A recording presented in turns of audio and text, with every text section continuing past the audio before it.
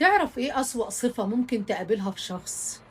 إن شخص يغلط في حقك ويكسر كل اللي كان بينكم، وبعدين يلف يحكي للناس انك انت المشكلة. يحكي لهم عن ردود افعالك لكن يتعمد يخفي افعاله هو. يروي اخر فصل في الحكاية ويتجاهل كل الفصول اللي قبله، بس علشان يكسب تعاطف الناس ويخرج في صورة الضحية. والأغرب إنه مع الوقت بيصدق الرواية اللي اخترعها لنفسه. انت ازاي كده؟ ازاي بتقدر تقنع نفسك انك مظلوم وانت اكتر واحد ظالم؟ ازاي قدرت تنكر عشرة ومعروف ومواقف كان المفروض تعيش عمرك كله تفتكرها وتتحسر عليها؟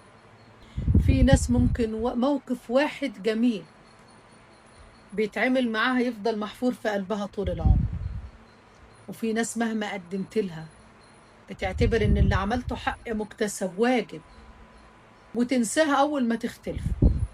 ولما الإنسان يتعود ياخد من غير تقدير وينكر كل جميل ويبرر كل إساءة، في النهاية بيخسر أغلى حاجة. بيخسر الناس اللي كانت صادقة معاه، بيخسر الناس الحقيقية في حياته. عارف ليه؟ لأن الجحود عمره ما كسب صاحبه مهما أقنع نفسه بغير كده.